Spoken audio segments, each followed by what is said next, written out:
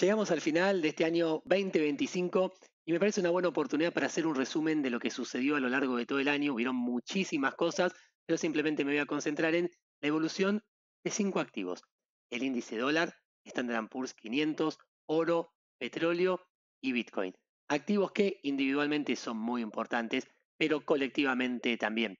Sus correlaciones nos dan mucha información y además son activos que nos permiten ver a través del precio cómo el mercado descuenta los principales fundamentos, pasados, presentes y futuros. Así que vamos a ver qué es lo que cada uno de estos activos hizo y nos dijo en el 2025.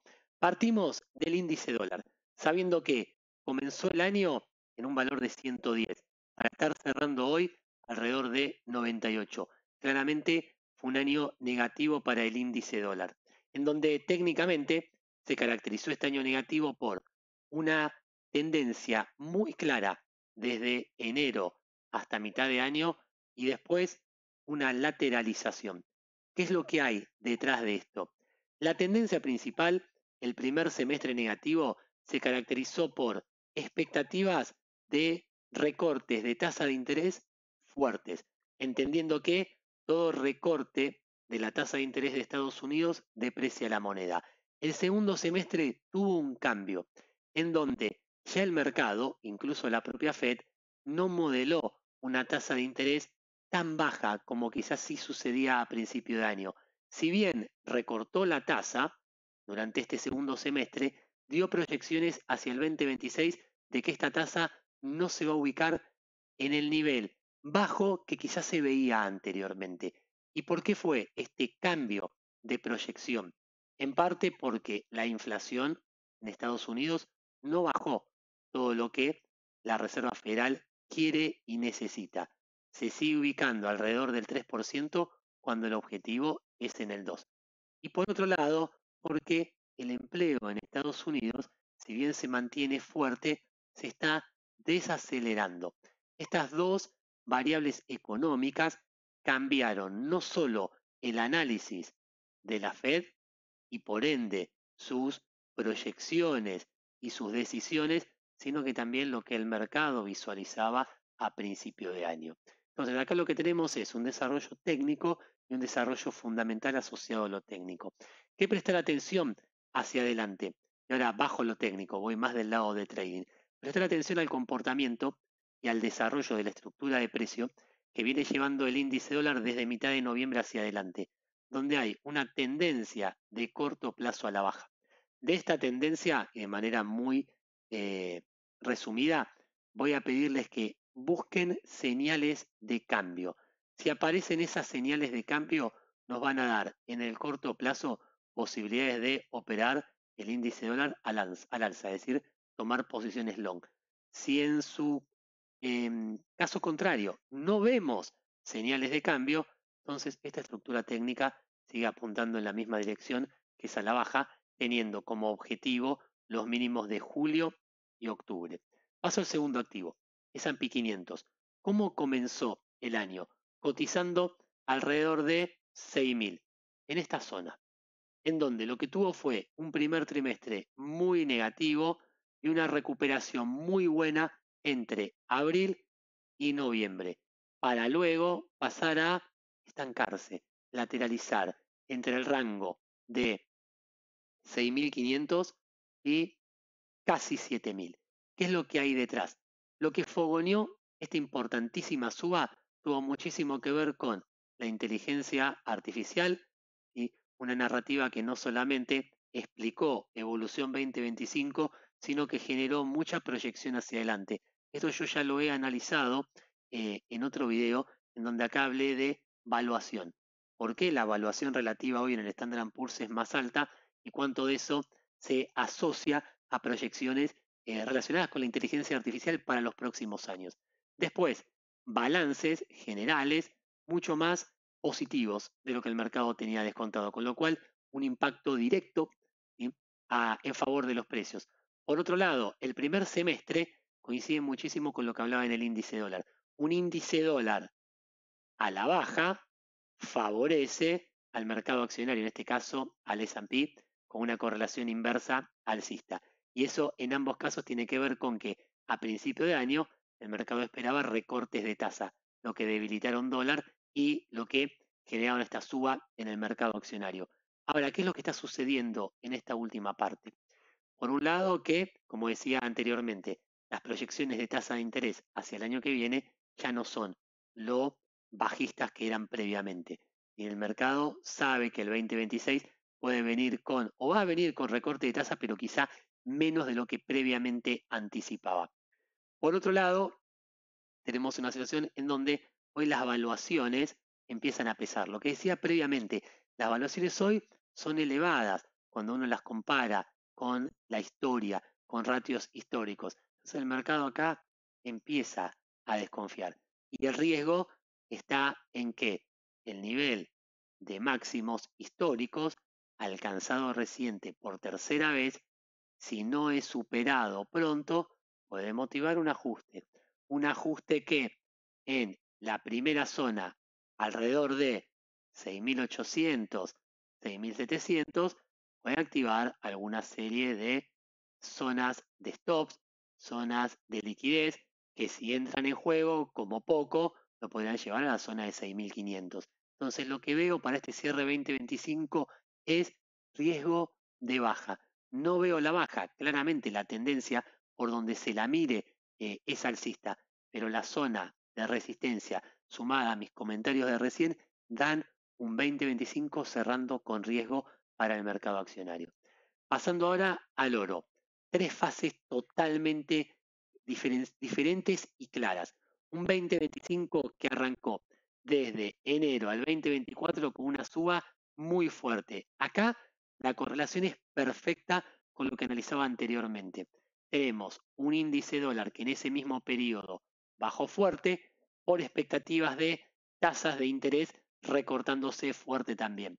Hay una relación directa entre tasa de interés y oro.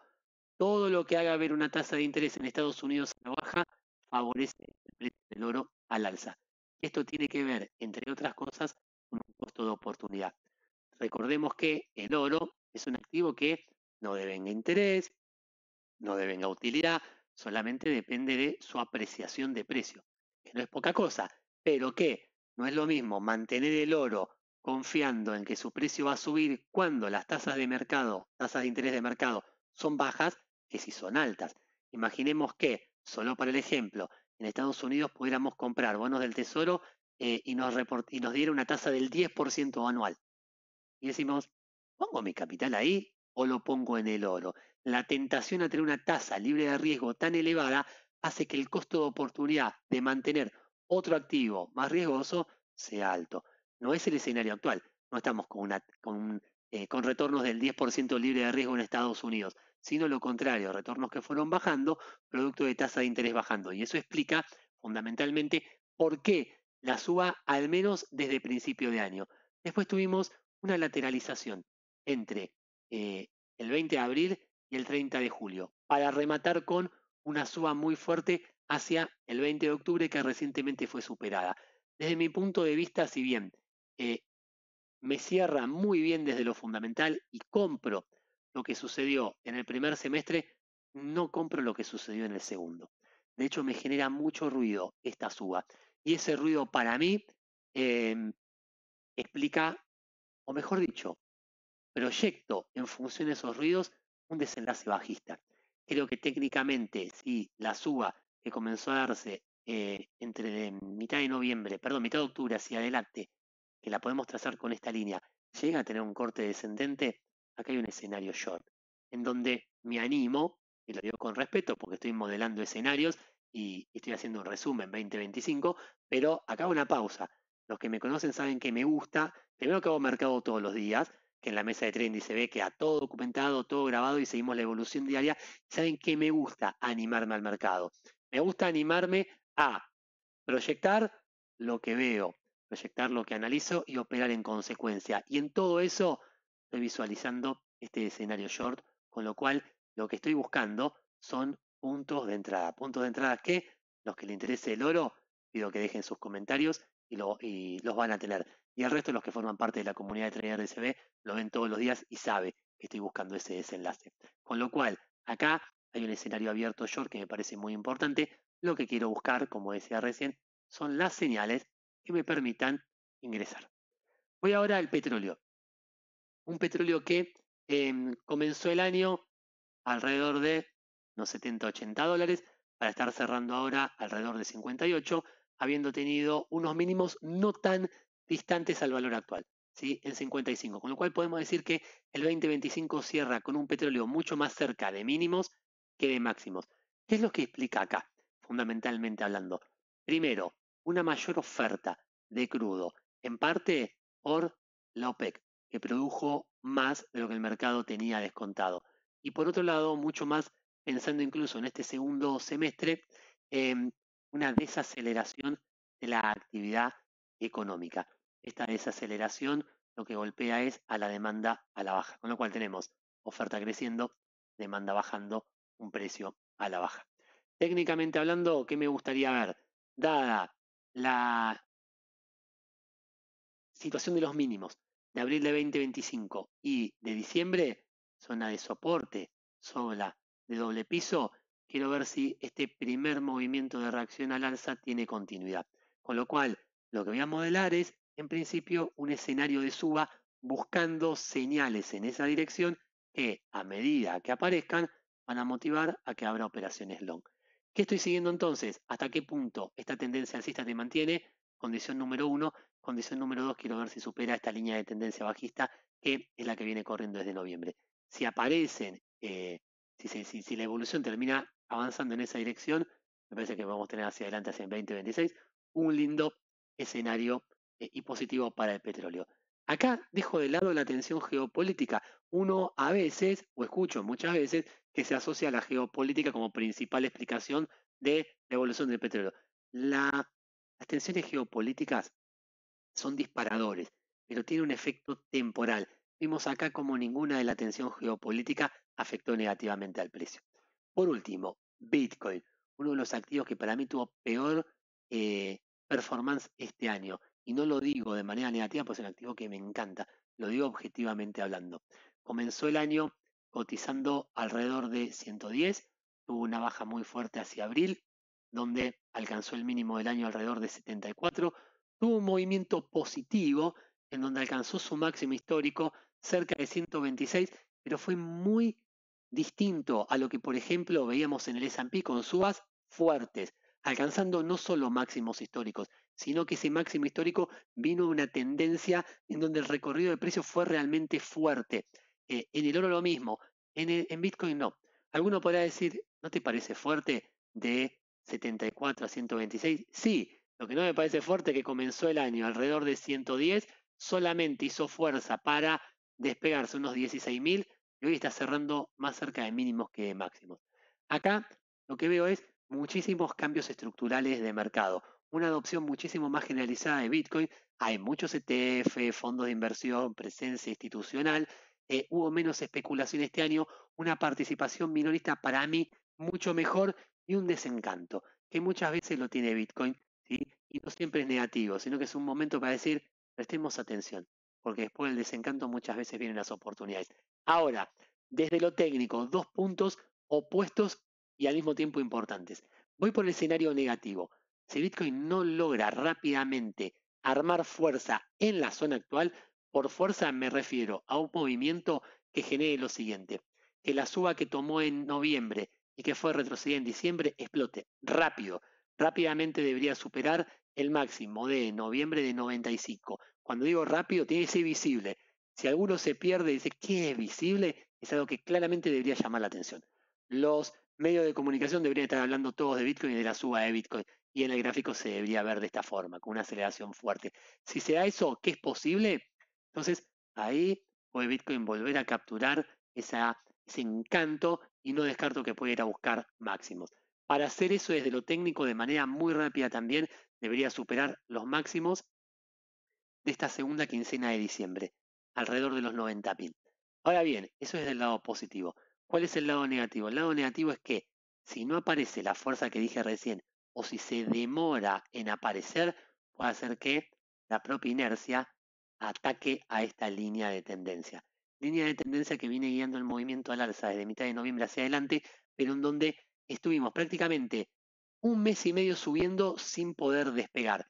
Y el quiebre, ¿sí? La posible perforación de esa zona podría habilitar nuevamente los mínimos de 74, que son los del 7 de abril. Con lo cual, Bitcoin cierra el año con un desafío importante, ¿sí? Pero al mismo tiempo una oportunidad. Estos son los escenarios que en la mesa de trading todos los días los analizamos y sabemos que cuando tenemos situaciones como la de Bitcoin, en donde tenemos una proyección alcista y una proyección bajista y entendemos cuáles son las zonas que pueden activar la baja, cuáles las zonas que pueden activar el alza y cuáles son las señales a buscar, nos dejan en el mejor momento. Tenemos el timing a nuestro favor, simplemente esperarlo, seguirlo y operar en consecuencia.